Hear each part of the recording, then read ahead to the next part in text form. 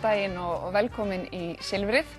Eiríkur Bergmann, stjórnmálafræðiprófessor, ætlar að koma til mín á eftir og við ætlum að fara aðeins yfir stöðuna í þýskum stjórnmálum. Þar einhver versta stjórnmálakreppa sem sést hefur síðari ár.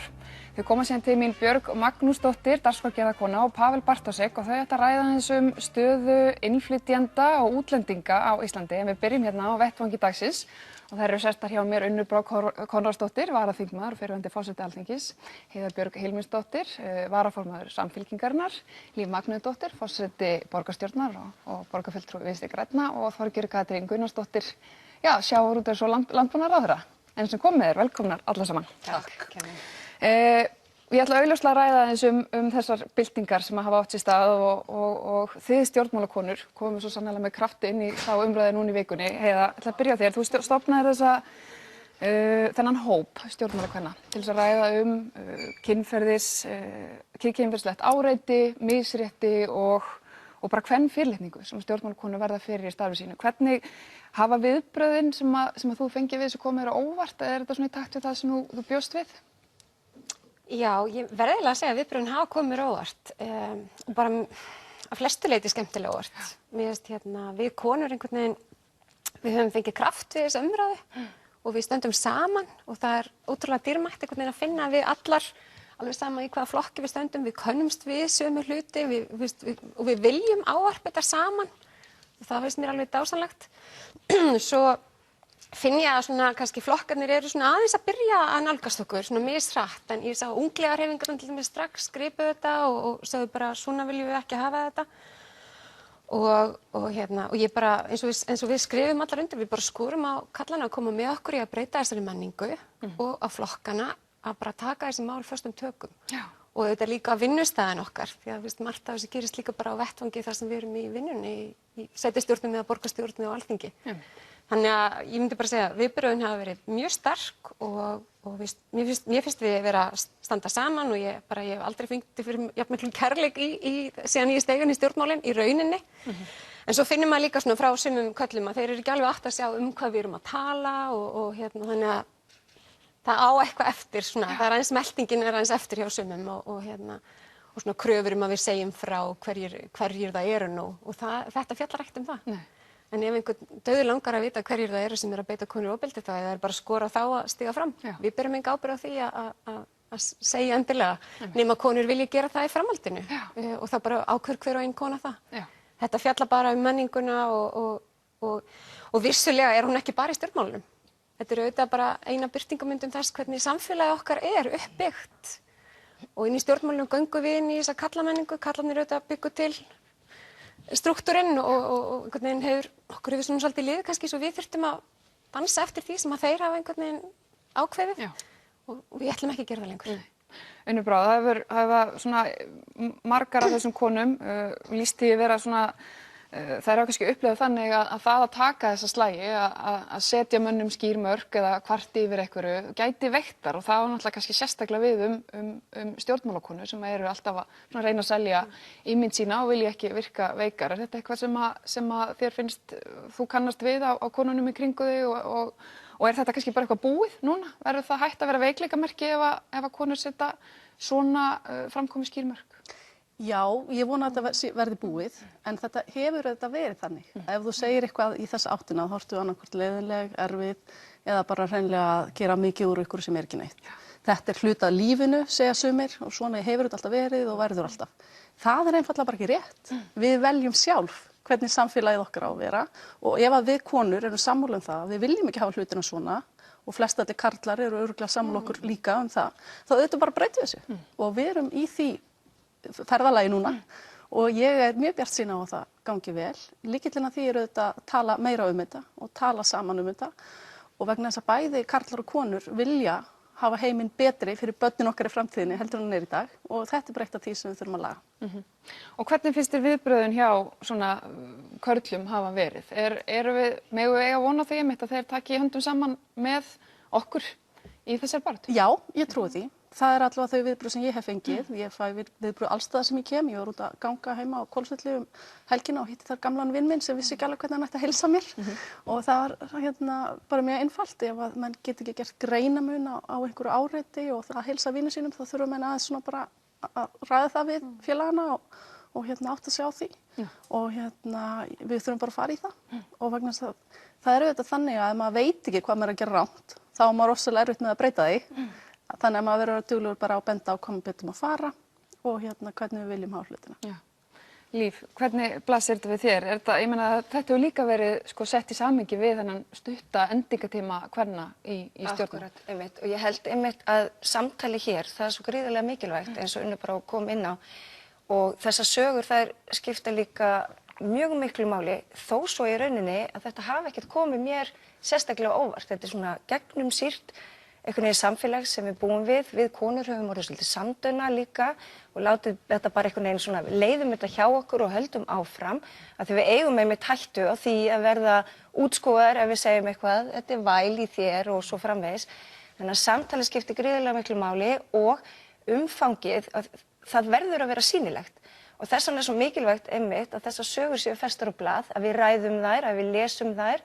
Þær eru allar mjög misjafnar þessar sögur og alveg frá því að vera í áreitni sem er bara hægt að sækja til saka fyrir og síðan í smávægilegt sem er svona bundið við menningu sem við þurfum að uppræta og það er eiginlega svolítið sorglegt, það finnst mér, að hvað þetta komið samt lítið og óvart. Og í 100 ár þá hefur áunnist mikið í kvennabaráttu en samt erum við ennþá þann dag í dag að færa þetta fram í dagsljósið. Bara rétt eins og kvennalistakonur gerðu hér áður fyrr. Þetta er sama vandamál og getum við ekki bara farið að uppræta þetta. Og jú, ég held að þetta sé álag. Álag á konur er meira og ég ætla bara að fullyrða það í pólitík heldur en fyrir kalla. En svo Heiða nefndi hérna, við göngum inn í svolítið karllæga menningu í pólitík sem er búin til af köllum í gegnum aldirnar.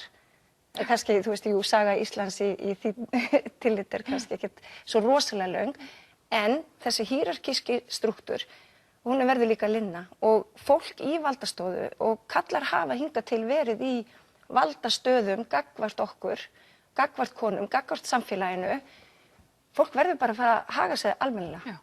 Og bara þar þurfum við að taka höndum saman, allt samfélagið, skólar, stjórnmálin, uppeldi, foreldrar við öll. Og þetta er líka hluti af þessum kynjaða kúltúr sem við erum bara að ávarpa, hvað körlum leyfist að gera og hvað konur þurfa að þola. Og ég held að við þurfum bara öll að leggjast á eitt í þessu, karlar og konur til þess að uppræta. Þorgerður, það virðast allir vera sammála það að þessi umræða er af hinu góða, hún verður að halda áfram, en hver eru síðan að þínum mati næstu skref? Hvað er þetta að gera meira til þess að halda þessu lifandi lengur heldur en eins og oft er á Íslandi, svona stormur í vatnsglasi og svo kemur næsta mál og þá gleymist þetta? Þetta verður bara einhver búbla. Þetta verður nefnilega ekki búbla og ég finn það bara strax hafandi verið 25 ári í pólitík, vá, hvað er langt við, sko. En þetta strax styrkir allavega mig. Ég er með margþætta reynslu á ákveðnum sviðum, líka reynslu sem að ég hef viljað loka niður í skúffu, allavega en þá.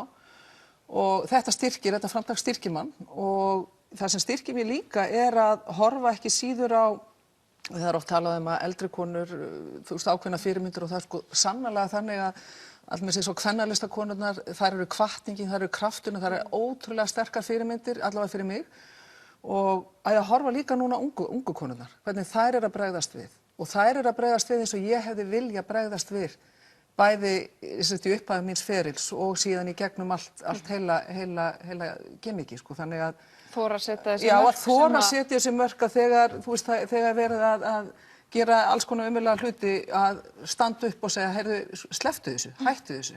En þú ert alltaf að hugsa að halda öllum góðum, ekki verða vandræðaleg og svo framvegis. Þannig að ég held að til lengri tíma þá mun þetta skila sér til betri stjórnmála. Það sem við eigum að gera núna og ég hef heyrt það að framkvæmdastjóraflokkana tóku meðal annars erindi unga fólksins í öllum ungliðarhreyfingum til umræðu er að setja þetta í ákveðin farveg, markvissa farveg, að forysta allra flokka taki þetta alvarlega og reyni að koma þessu í þannig farveg að þetta verði viðvarandi. En ég held líka að það skiptir máli því nú er þing að fara að koma saman að ég horfi með saknaðaraugum á Unni Brá. Ég saknaði henni alveg ótrúlega að þú varst besti forseti sem við höfum haft á þingi, að það verði þá forseti í þinginu sem hafi skilning á þessu, hafi helst einhverja sögu en hafa einhverja sýn í það að fara í þessi mál. Ekki bara segja, heyrðu, þetta komið einhvern farveginn að stjórnmálaflokkana, það verður að taka þetta líka föstum tökum inn á þingi þannig að kúltúrin þar breytist líka. Unnur Brá, af því að nú ertu lögfræðimenntuð, hún Alda Hrönn Jóhannsdóttir, stjórnandi hjá lögreglunni, hún var með mjög svona góðan pistil á Facebook í gær og sýndi mig fram á það, þetta er ekki bara í stjórnmálunum, þetta er allstaðar, ekki síður í réttarvörslukerfinu og náttúrulega bara hvar sem er.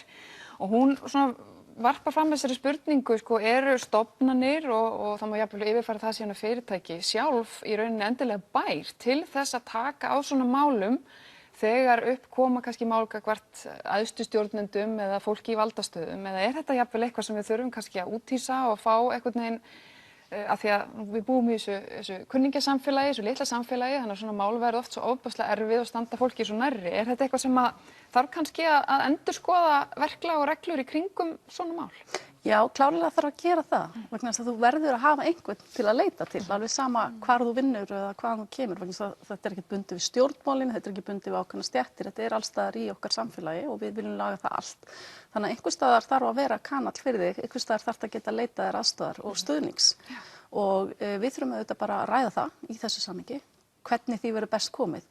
En við verðum samt að passa okkur á því að hafa þetta ekki þannig að við setjum bara einhverjar reglur og þá erum við bara búin að leysa vandamálið. Þetta má ekki vera þannig afgreiðsla á þessar umræðu. Og við vitum oft líka að því að í Reykjavík þá höfum við margs konar verklagsreglur og við erum einmitt með sem mannréttindastofnun gerði verklagsreglur kynferðislega áreitni á vinnustað og við höfum líka sett þetta inn í mannréttindastefnuna okkar og ávarpað þetta mjög skýrt þar. En það er eitt að hafa plaggið og það er mikilvægt að færa eitthvað í orð, en við þurfum líka þá að fara eftir því. Og þegar mál koma upp, þá rekum við okkur oft á vankantana í því sem við setjum okkur, vegna þess að úrræðin eru kannski af skornum skammti. Og það er kannski líka það sem að stjórnmálin þurfa að gera, vegna þess að eitt gildir starfsmenn Reykjavíkurborgar sem dæmi og annað gildir síðan okkur stjórnmálamenn. Og við undirritum reyndar siðareglur og bara mjög til gamans þá fór ég aftur, af því það er gott að alltaf að lesa siðaregluna af og til. Það er ekkert ávarpa þarna hvernig við komum fram hvert við annað. Það er mest verið að hugsa að borgarfulltrúi gæti þeirri háttsemi í starfi, að hann fari vel með almannafé eða eitthvað svona, en það er ekkert ávarpað einhvern veginn samskipti okkar sem í stjórnmálunum eru. Og þetta, ég til tilefni til þess að taka þetta upp og skoða hvort við getum líka fært þetta í orð og hvaða vettvangur er þá til þess að leysa mál sem kunna koma upp. Er það samband íslenskra sveitarfélaga? Er það innanríkisráðuneytið? Af því að við þurfum líka, við sem erum í stjórnmálum eru að vissu leyti pínur réttindalaus og við erum bara upp á náð og miskun okkar kjósenda og það er svolítið þannig hvernig tökum við á þeim málum sem kunna koma upp og hvaða vettvangur er til að leysa úr því. Það er ekki bara náttúrulega eðlilega í höndum kjósenda, skiljiði. Ég held þetta sem mjög gild athugasemd hjá Öldu Hrönn og það sem að Líf er að koma inn á. Við verðum að gera þetta þannig að þetta raunverulega virki, að það verði hægt að taka þetta lengra. Og hluta því að þetta hefur ekki kannski komist fyrr upp á yfirborðið er einmitt þessi klemma sem að stjórnmálakonur hafa verið í. Við erum í stjórnmálum og við erum hrædd við að einmitt að valda einhverju vandræðum. Fyrri tíma þurfti bara að gera alls konar hluti til þess að halda áfram, komast áfram í innan flokka eða utan. Þannig ég held að kunningjasamfélagið, það er ekki að hjálpa þarna. Þannig að ég held að það þurfi að taka þetta frá því sviði og þetta bara gildir allt. Þetta er líka bara eftirlitshlutverk sveitarfélaga innan gagnvart fyrirtækjum. Það er erfitt í smærri samfélagum að halda slíku eftirlitshlutverki heldur en í stærri samfélagum. Þannig við þurfum einhvern veginn að koma upp svona vélvirkjun í því að taka málin úr höndum þessa nærsamfélags yfir í eitthvað sem er meira hlutlaust og hægt er að styðja þá við bæði stjórnmálamenn og konur. Ég held eins og við í Reykjavík, við settum á fót núna nefnd þar sem að í sitja stjórnmálamenn, líka aðalega frá lögreglunni, frá landlækni, frá hinum ýmsu grasrótarsamtökum, þar sem að við tökum þessi mál einhvern veginn inn á hið pólitíska borð og ætlum okkur að hafa það þar varanlega. Og ég held að við verðum bara að gera það líka í Alþingi og líka helst allt land, að einhvern veginn taka þessi ofbeldismál bara föstum tökum og einhvern veginn taka þetta með fræðslunni, breyta lögum ef þarf, beita verkferlum ef þarf. Því þó við sem núna ávarpa okkar umhverfi og það sem við erum að lendi, þá vitum við þetta, kannski sárast að birtingamyndinni ofbeldi gagnvart börnum. Og við einhvern veginn látum þá svolítið viðgangast með því að taka þetta ekki föstum tökum og bara breyta verklagi þannig að þetta sé allstaðar þannig að það stóð einhverstaðar að börn þurft að segja frá svona 10 sinnum áður en einhver hlustar. Ég meina þá barna bara þurfa að segja einu sinni frá og við eigum að grípa inn í sem samfélag.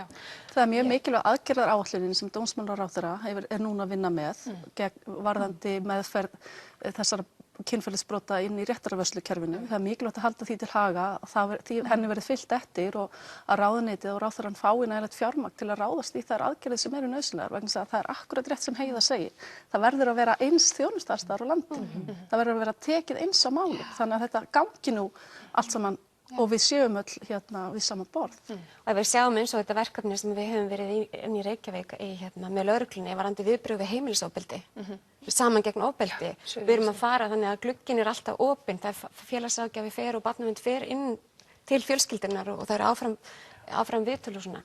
Þetta er ekki allt land. Þetta er samt komið í verklagsreglu ríkislögreglustjóra. En sveitarfélögin allt land hafa ekki bolmagn til þess að gera þetta og það, ég myndi vilja sjá nýja ríkisstjórn setja þessi mál bara strax á oddinn og segja því þetta eru allt birtingamyndir á sama vanda, sama Það er einmitt það sem hefur verið svolítið rætt í þessu samhengi og sumir sem hafa látið að stuða sig að þarna séu einmitt verið að grauta öllu saman, alveg ofbeldisbrotum eins og nefnir og svo yfir í bara svona menningu og kannski orðuræðu sem er óásættanleg en svarið hefur einmitt verið þetta er sitthvor hliðin á sama peningnum. Þetta er sitthvor hliðin á sama peningnum og mér finnst mjög mikilvægt að við munum það og þessi peningur eins og hann er settur saman, hann er ekkert endilega góður fyrir kalla. Það að alast upp sem ungur strákur og eiga verða einhver valdamaður yfir stelpum eða konum, það er ekkert endilega gott hlutskipti og veldur mörgum strákum bara angist. Þeir finna sig ekki í þessu og skilja ekki alveg og fara að leika eitthvað hlutverk sem þeir finna sig ekki í. Þannig ég held að það að við setjum jafnréttismálin á dagskrá og gefum engan afslátt, tölum sérstaklega við unga fólki og börnin okkar og næstu kynslóðir, þau eru miklu opnari fyrir að breyta þessu. Þau eru alveg til að skoða þetta meira. En ef við erum bara að láta þetta vera og látum við bara að horfa á klámanetinu eða einhverja kalla, valdakalla út úr heimi eða heima, þá stoppar þetta ekki. Þannig ég held við verðum bara að taka þetta samtal opið og við munum öll gráði. Já, ég held einmitt að forvarnir og fræðsla séu lykillinn í að meðal annars uppræta svona hegðun sem er óviðeigandi og kannski ekki meðandi vegna þess að hvenær byrjar sá sem að gengur inn í slíka menningu sem er meiðandi og þrúgandi og skemmir fyrir, hvenær brýtur hann af sér? Við vitum það ekki, en það gæti orðið til þess að þetta sé triggerinn að því að við þurfum að setja skýr mörk og við þurfum að tala saman þessa hluti og við þurfum, og ég veit alveg að það hefur reynst mörgum erfitt að koma fram með sína sögu, af því að þetta er eitthvað sem kannski þér þykir vænt kannski eitthvað sem þú þarft að starfa með, eitthvað sem að hefur gengið freklega á þín mörk einhvern veginn og þú hefur ekki sagt frá eða þú hefur ekki, þannig að maður fyllist líka sektarkennd og ég held að þetta sé líka þessi sektarkennd sem að konur þurfa að bera sem er líka álag. Þannig að þetta er ekki bara svart og hvítt, þetta er svo margþætt, þetta er svo margir núansar en við þurfum að minnsta kosti að tala saman. Já. Eitt svona í lokin áður en að við snúum okkur að öðru, Þorgerður, maður hittir núna marga karlmenn sem eru svona velta fyrir sér hvernig þeir eiga að bregðast við. Hvað myndirðu ráðleggja þeim? Já, mér finnst til fyrirmynda fyrsta skrefi til dæmis sem að ákveðnir kallar, einstaklingarinn á þingi tóku sér saman, skrifuðu undir yfirlýsingu að þeir ætla ekki að láta þar við sitja, þeir vilja gera og taka þátt í því að breyta samfélaginu. Mér finnst það gríðarlega mikilvægt. Mér finnst mikilvægt að forystumenn stígi fram og segi hvernig þeir sjá og vilji sjá breytingar. Það skiptir mig máli að sjá hvernig ný ríkisstjórn mun taka á þessu. Ég efast ekki það að það er góðu vilji, en ég held hins vegar að þetta átak og þetta framlag núna muni hugsanlega breyta meira nýjum vinnubröðum heldur en það sem að ríkisstjórnin sjálf mun einsetja sér. En það sem skiptir máli eru þessar fyrirmyndir og það eru auðvitað eðlilega fyrirmyndir í öllum flokkum og það þýðingar mikið hvað formaður Framsóknar mun segja og formaður Sjálfstæðisflokksins mun segja sem og við í stjórnarandstöðu. Þannig að ég ráðlegg þeim að taka og stíga skrefið og það búið að gera það vissu leyti með þessum 14 einstaklingum. Báðir þingmenn Viðreisnar, Jón Steindór og Þorsteinn Víglundsson hafa tekið þátt í því. En síðan að halda áfram með þetta á sviði sveitarstjórna. Það eru sveitarstjórnarkosningar í vor og ég vona að þetta verði mjög ofarlega á dagskránni. Það held ég nú. En ég held líka að karlar megi bara hlusta, setja sig í spor okkar kvenna. Og ég held að það sé bara það besta sem að gera líka í stjórnmálum, það að hlusta og reyna að átta sig á þeim raunveruleika sem aðrir búa við. Það skiptir máli og ég ber fullt traust til þess að þessi bylting kvenna á öllum sviðum samfélagsins rati í stjórnarsáttmála og ég bara heit á það. Já. Líf, mér langar að fara hans í stjórnarmyndunum viðræðina fyrst þú byrjar að ræða stjórnarsáttmálann. Takk fyrir það. Flokkarnir kuð vera langt komnir, heyrt eitthvað af því aðeins að steyti þarna á skattamálum og kannski umhverfismálunum, rammaáætlun, en þau halda þessu þétt að sér og ef þetta gengur eftir að þá munir flokksbatterinn þurfa að flyttast í næstu viku og mynda ríkisstjórn. Það er ekki launingum mála, þetta hefur verið erfitt og umdeilt innan Vinstri grænna. Hvað einhverju tugir sagt svo flokknum. Hvað heldur þú að þessi stjórnarsáttmáli þurfi í raun að uppfylla til þess að lægja þessar öldur í flokknum? Ég er með óskalista, ég er einmitt með hann hérna með mér, en það sem þú nefnir er að það er athyglisvert að það hefur ekkert leikið út. Og ég er óbreytt að því leytinu til að ég hef lítið fengið að vita, nánast ekki neitt. Nei, ég hef ekki fengið neitt að vita. Þú getur ekki eitthvað. En ég held að það sem að skiptir okkur mestu máli í Vinstri grænum, það er jöfnur, kvenfrelsismál, það eru loftslagsmálin, það eru menntamálin og bara rétt eins og með alla flokka held ég, bara þú veist við höfum samt ólíka sýn á þessu og það eru heilbrigðismálin, velferðarmálin þurfa að vera í lagi og ég ætla að segja þér að við í borginni, við hugsum þetta að því að núna er 1 ár síðan að það var mynduð ríkisstjórn með Viðreisn og Bjartri framtíð og Sjálfstæðisflokki og þá sendum við í borginni okkar óskalista, hvað þarf að fara í stjórnarsáttmálann og við höldum viðteknum hætti áfram vegna þess að það skiptir ekki máli hverjir koma til með að mynda þá ríkisstjórn. Við erum alltaf með sama óskalistan í borginni og það er lögleiðing á NPA. Það er að löggilda sáttmála Sameinuðu þjóðanna réttindi fatlaðs fólks. Það er borgarlína og það er, þú veist, börn með fjölþættan vanda og ég geti svo lengi talið. Það eru tekjustofnanir, það er gistináttagjaldið og svo geti ég bara haldið áfram. Og þetta þurfum við og ég held að samtali líka milli borgarinnar og ríkisstjórnarinnar þurfa að vera mikið, mikið betra. Og löggjafinn geti ekki bara alltaf sett á okkur eitthvað lög sem við þurfum að framfylgja og það er aldrei fjármagn. Og þetta er það sem við þurfum allan að vinna með á sveitarstjórnarstiginu. Þannig að ég segi þessi mál og svo tala ég líka eins og sveitarstjórnarmaður og ég bara krossa fingur. Ég hef full að trúa á mínu fólki. Unnur Brá, hvernig er þetta samstarf að leggjast í hægri menn? Ég held að leggjast bara vel í hægri menn sem og flest alla landsmenn.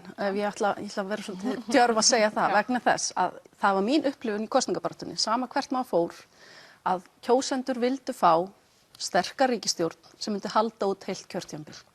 Þessir flokkar sem nú eru að ræða saman hafa burði til þess að gera það. Og það er það sem Ísland þarf og við þurfum að vera menn til að gera. Já. Áherslan verður auðvitað á þau mál sem að helst voru uppi í kosningabaráttunni, það er að segja heilbrigðismálin, menntamálin. Þetta eru það sem við vorum að berjast fyrir, við sjálfstæðismenn og síðan auðvitað uppbyggingu innviða vegna þess að þetta er það sem allir flokkar eru sammála að þurfa að fara í. Og ég trúi því að mönnum sé full alvara sem eru í þessum viðræðum og að menn munu klára þetta og menn munu sitja í heilt kjörtímabil. Það er það sem Ísland þarf á að halda. Hér er gríðarlegt tækifæri, hér er mikill uppgangur og þá mega stjórnmálin ekki verðast til þess að þau tækifæri sem í þessu ástandi felast glutrist niður. Og þess vegna hef ég trú á þessari ríkisstjórn.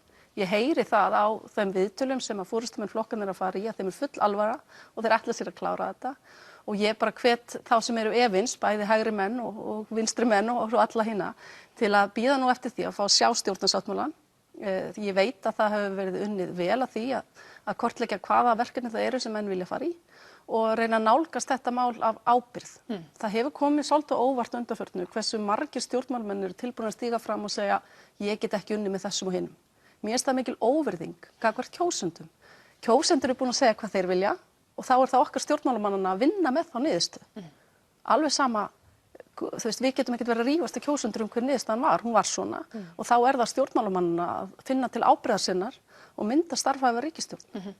Er ekki vissum að hinar tvær séu bjartsýnar og þið hinar Þorgerður, hvernig blasir þetta við þér? Jú, ég held að, og ég reyndar verið þeirra skoðana nokkuð lengi að þegar maður datt inn í lokin í kosningabaráttinu sem formaður og þá skynjaði að það var komið lengra sumt heldur en kannski almenningur vissi og síðan eru menn búin og konur búin að vinna vel held ég bara síðustu 3 vikur og ég ætla að gefa þessari ríkisstjórn öll tækifæri og svigrúm til þess að spæði sín á spilin og ég krefst enn og aftur nýra vinnubragða. Ég vil gjarnan sjá ný vinnubrögð og ný vinnubrögð felast ekki bara ný vinnubrögð hálfu stjórnarnarstöðu, heldur líka stjórnar og þannig að það sé áreitað en þetta er gott fólk sem er í öndvegi allra þessara 3 flokka og ég ætla bara að leyfa mér að vera bjartsýn. Ég get alveg sagt það og farið og dottið í svona einhvern pólitískan gír og sagt, já þú veist Vinstri græn er ekkert að gera annað heldur en bara viðhalda sögunni, passa upp á það að Framsókn og Sjálfstæðisflokkur verði áfram, það er ekkert nýtt í lýðveldissögunni hvað það varðar. Við ætlum að breyta sögunni. Þú veist, við ætlum samt að breyta sögunni, en það er ekki verið að breyta sögunni. Þú veist, þau eru að gera vonandi það sem að allir flokkar höfðu metnað til, taka vel utan aldraða, undirstrika réttarstöðu öryrkja, það er verið að fara í uppbyggingu heilbrigðiskerfisins, innviði, menntakerfi, þú veist, það að setja peninga inn í þessa þætti þýðir það líka að við þurfum að hafa kjark og þor til þess að breyta kerfinu. Það þýðir ekki bara eins og landlæknir er að segja að setja einhverja milljarða inn í heilbrigðiskerfið og þor ekki að taka síðan á kerfinu sem slíku. Bara til þess að haka í boxi, já við erum búin að setja x marga milljarða. Það er ekki, finnst mér smart stjórnmál, hvað þá ný stjórnmál. Síðan er bara hitt sem að mun setja á hakanum næstu 4 árin sem ég finnst ekki skemmtilegt og það er að það má ekki breyta neinu í landbúnaði, það má ekki breyta neinu í sjávarútvegi, það má ekki, ég er spennt að sjá það hvernig réttlát og sanngjarn auðlindagjöld verði framfylgt í þessum stjórnarsáttmála en það kemur ekki óvart ef það yrði bara sett pottlokið ofan á því allir þessi 3 flokkar eru íhaldsflokkar hvað þetta varðar. Þeir vil ekki breyta neinu. Þetta vitum við ekki að því við höfum ekki séð Nei, það er það sem ég er að segja. Þannig að þetta er fullyrðing sem ætti að fara varlega í. Já, þess vegna er ég að segja, ég hlakka til, ég vil veita þeim allt það svigrúm, ég vil styðja þau til góðra verka, ég vil gera allavega mitt til þess að fara aðeins frá þeirri stjórnaraðstöðu sem að Steingrímur J og Katrín og þau viðhöfðu á sínu tíma og við örugglega á sínu tíma í Sjálfstæðisflokknum 2009 til 2013. Þannig að það er gaman að fá að taka þátt í því að fara einhverja bylgju nýra vinnubragða en þá verður stjórnin sjálf að koma. Heiða, Já, þið vildu ekki taka þátt í þessari ríkisstjórn, það stóð til boða svona... Já, nei, við höfðum ekki áhuga á þessu stjórnarministri. Ég held að við séum að sko... Það er mjög skemmtilegt að sjá gamla fjórflokkin mynda... Já, það hefur verið ríkisstjórn. Það voru alveg sannarlega skilaboð kjósenda. Nei, ég heldur að það er nú allavega alls ekki verið skilaboð kjósenda. Við viljum fjórflokkin. En ég tek auðvitað undir mig líf, það eru þetta mörg atriði sem við í sveitarstjórnunum viljum sjá fara inn í stjórnarsáttmála og nýja ríkisstjórn takast á við. Ég kvíði því ekki að sjá Katrínu Jakobsdóttur forsætisráðherra. Ég held að hún verði mjög flottur og frambærilegur forsætisráðherra og auðvitað á að bara hlakka til að fylgjast með henni í því embætti. En ég held að sko þessir flokkar saman í ríkisstjórn, ég treysti þeim alveg til að fara inn í eins og Þorgerður Katrín nefnir heilbrigðismálin og menntamálin og hugsanlega einhverja uppbyggingu innviða, samgöngur og slíkt. En ég held að þetta verði biðstjórn. Við erum bara að fara inn í 4 ár með bið. Við erum ekki að fara að breyta neinu, það er ekkert að fara að gerast. Ísland hefur bara ekki efni á því að bíða í 4 ár með að breyta kerfunum okkar og ég á eftir að sjá að þessi ríkisstjórn minnki til dæmis misskiptingun í landinu.